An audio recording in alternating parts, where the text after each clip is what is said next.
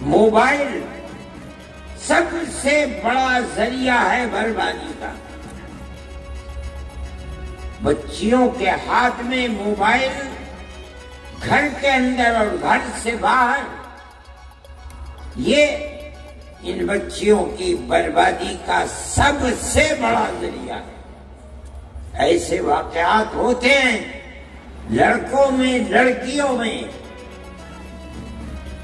جو برائیاں پھیل رہی ہیں، اگر ان کے ہاتھ کو نہیں پکڑیں گے تو ایک دو نسلوں کے بعد آپ کی ان آبادیوں کے اندر ٹوپی پہننے والے اور مسجدوں کو آباد کرنے والے لوگ نہیں ملیں گے، خدا نخواستہ۔ پہلے بھی بتاتے ہیں کہ لوگوں کے اندر جوا، سٹا، شراب، بدکاری پہلے سے بہت زیادہ ہے،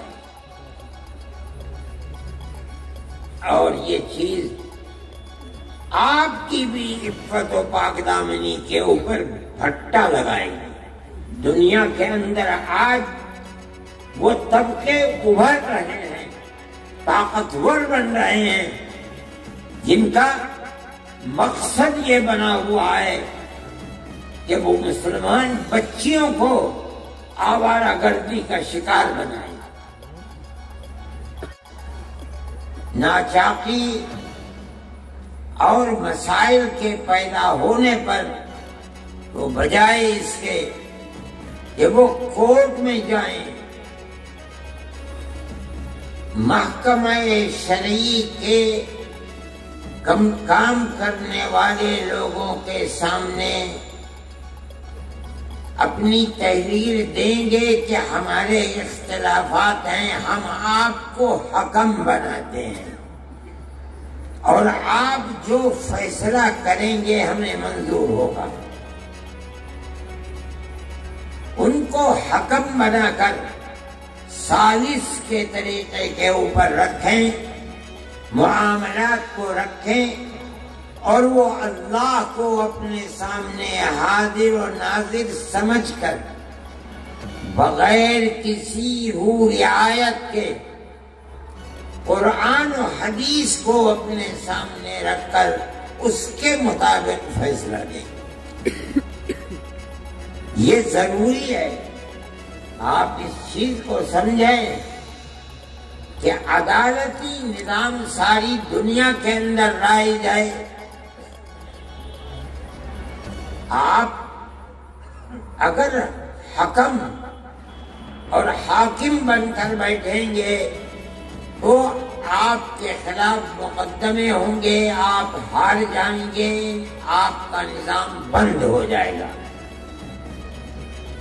اگر آپ کسی چیز کو چلا سکتے ہیں تو اس کی صرف ایک ہی صورت ہے کہ آپ محکمہ شرعیہ چلانے والوں کو ثالث بنائیں اور یہ کہیں کہ ہمارا جھگڑا ہے، ہم آپ کے سامنے پیش کرتے ہیں، آپ ہمارے جھگڑے کے درمیان میں فیصلہ فرما دیں۔ اس تحریر کے بعد جس پر دونوں فریقوں کے دستخط ہوں گے، یہ چیز چلے گی، بجائے اس کے کہ آپ لاکھوں اور کروڑوں روپیہ عدالتوں کی نظر کر دیں، فقیر بن جائیں، زمینیں بک جائیں۔ یہ بہت آسان چیز ہے کہ جس کو مثل مشہور ہے کہ ہلدی لگی نہ پھٹکری اور رنگ آیا چوکھا، اس طریقے پر آپ کام کر سکیں گے۔ لیکن میں حضرت مولانا سے عرض کرتا ہوں کہ جو حکم بنیں گے، ثالث بنیں گے، وہ مدرسوں کے پڑھانے والے لوگ ہوں گے۔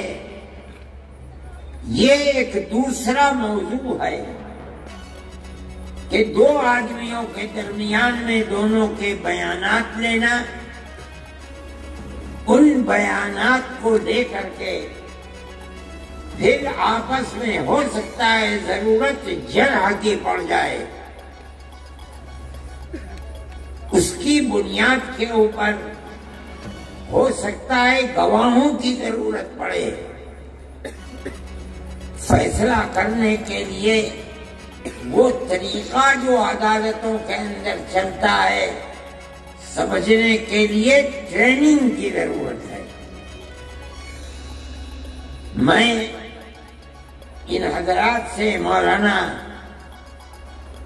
سے میں نے منصور پوری سے مولانا سلمان صاحب منصور پوری سے میں نے کہا تھا کہ حضرت مولانا جب متعین کر دیں کہ اس جگہ یہ، اس جگہ یہ، اس جگہ یہ، ان کو 1 2 3 4 دن کے لیے بلاؤ،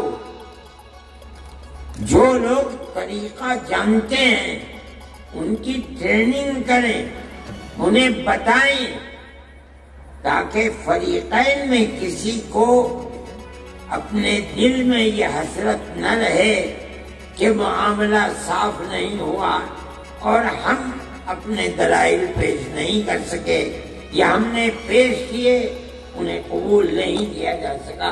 ہر چیز تحریر میں لے آنی چاہیے۔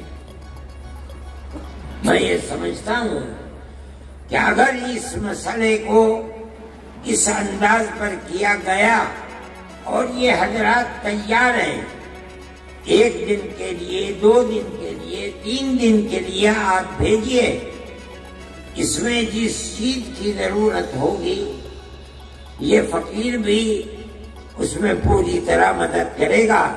اگر اور حضرات کو، ٹریننگ دینے والوں کو بلایا گیا تو میں اس سلسلے میں ان سے گزارش کروں گا کہ وہ آئیں اور آ کر ان حضرات کی ٹریننگ کو مکمل کریں، چاہے 1 مرتبہ، چاہے سال میں 2 مرتبہ، جب ضرورت پڑے انشاءاللہ میں اور یہ حضرات آپ کی مدد کریں گے۔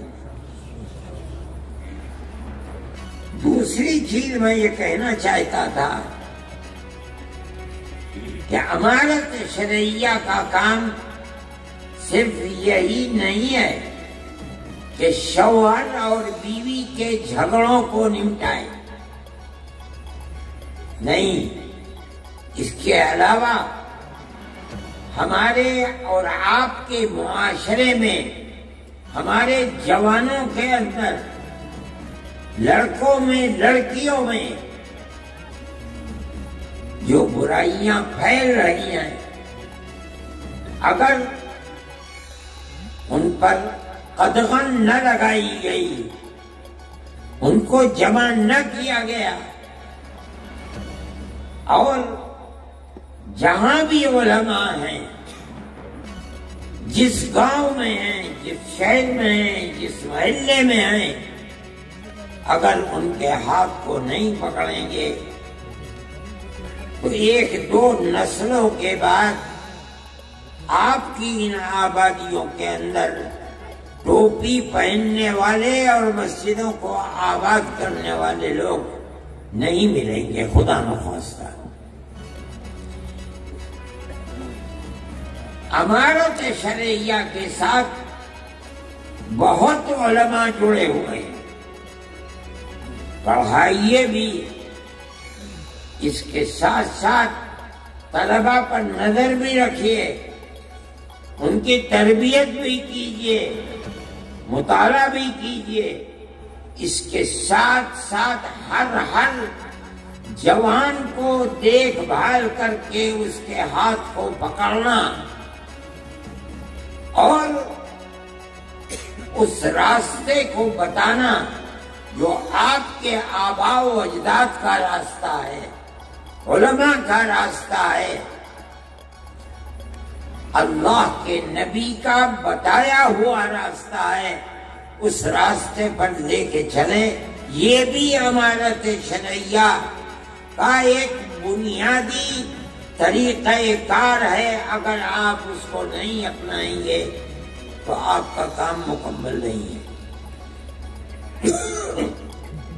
وہ ماں باپ جو اپنے بچے کو دیکھ رہے ہیں کہ وہ راستے سے ہٹا ہوا ہے، علماء کو بتائیں۔ علماء کا یہ فرض ہے کہ جائے، قریب کرے، محبت اور پیار کے ساتھ سمجھائے اور امر بالمعروف اور نہی عن المنکر کر کے اس کو سیدھے راستے پر لائے۔ یہ فرض ہے۔ مجھ سے لوگوں نے اس سفر میں بھی بتایا، پہلے بھی بتاتے ہیں کہ لوگوں کے اندر جوا، سٹا، شراب، بدکاری پہلے سے بہت زیادہ ہے، اور یہ چیز آپ کی بھی عفت و پاک دامنی کے اوپر پھٹا لگائے گی۔ آپ کے بچے اگر محفوظ نہیں ہیں، لڑکے، یاد رکھیے کہ آپ کی لڑکیاں بھی محفوظ نہیں رہ پائیں گی۔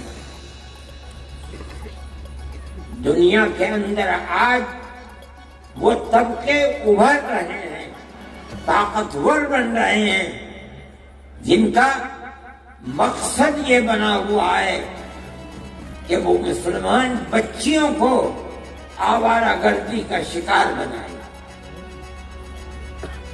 مخلوط تعلیم اور موبائل سب سے بڑا ذریعہ ہے بربادی کا۔ بچیوں کے ہاتھ میں موبائل، گھر کے اندر اور گھر سے باہر، یہ ان بچیوں کی بربادی کا سب سے بڑا ذریعہ ہے۔ ایسے واقعات ہوتے ہیں کہ بچیاں مخلوط تعلیم کے اندر نہیں ہیں،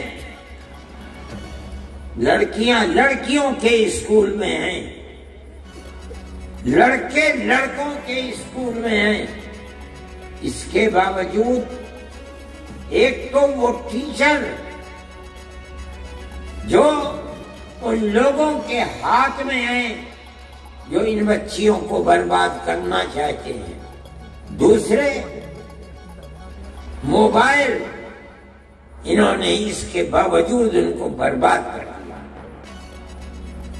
میں آپ سے کہتا ہوں، ابھی مظفر نگر کے اندر مسئلہ ہوا، پولیس نے ایک ہوٹل کے اوپر جا کر چھاپا مارا، 50 لڑکے اور 50 لڑکیاں پکڑی گئیں۔ جب پردہ اٹھا ان کے اوپر سے تو تقریباً 36 یا 36 سے زائد لڑکیاں مسلمان بچیاں تھیں۔ یہ بچیاں، حیرت کی بات یہ ہے کہ اس اسکول کی پڑھنے والی تھیں جو اسکول صرف بچیوں کے لیے ہے۔ سوال پیدا ہوتا ہے کہ ان لڑکوں سے جو مسلمان لڑکے نہیں تھے، ان کا تعلق کیسے پیدا ہوا؟ اس کی دو ہی چیزیں ہیں کہ جو ٹیچر ہیں وہ مسلمان نہیں ہیں، حالانکہ عورتیں ہیں۔ دوسری چیز موبائل، اس نے تباہ کر کے رکھ دیا۔ اب ان ماں باپ کا کیا حال ہے؟ جمعیت علماء کے لوگ وہاں گئے، ہاتھ جوڑ کر کھڑے ہو گئے کہ ہم کچھ نہیں کریں گے، ہماری یہ ٹوپی تمہارے پیروں میں ہے، ہمیں برباد مت کرو۔ ان لوگوں نے مجھ سے کہا، میں نے کہا چھوڑ دو۔ جنہیں خود اپنی بربادی کے اوپر رونا آتا ہے اور انہوں نے اپنی بچیوں کے ہاتھ کو چھوڑ دیا اور یہ سمجھتے ہیں کہ موبائل اور اسکول میں پڑھنا انہیں نقصان نہیں پہنچائے گا۔ میں آپ سے کہہ رہا ہوں کہ آپ اگر اس پر قدغن اور روک نہیں لگائیں گے تو آپ اپنی بچیوں کی عفت و پاک دامنی کی حفاظت نہیں کر سکتے۔ حضرت امیر شریعت صاحب میرے پاس بیٹھے ہوئے ہیں، میں یہ کہنا چاہتا ہوں، اور بہت علماء ہیں، اس کے لیے پروگرام بناؤ، اپنی قوم کو راہ راست پر کس طرح لایا جا سکتا ہے، اپنی زندگی کو کھپا دو، لگا دو۔ اگر اس کے اندر کوتاہی ہوگی تو آنے والے 50 سال کے اندر کتنی بربادی ہوگی، آج آپ اس کا تصور نہیں کر سکتے۔ ایسے لوگ ہیں ملک کے اندر جن کا پروگرام یہی ہے کہ مسلمانوں کے گھروں کے اندر عفت و پاک دامنی کا جنازہ نکالا جائے، اور وہ اس کے اوپر لگے ہوئے ہیں۔ میں ہم خواہ اس چیز کو، یہ مجمع، یہ جلسہ وہ سننے کے لیے نہیں ہے، میں یہ کہتا ہوں، ماں باپ سے بھی کہتا ہوں، علماء سے بھی کہتا ہوں، امارت شرعیہ کے ذمہ داروں سے بھی کہتا ہوں کہ خدا کے لیے قوم کی فکر کرو۔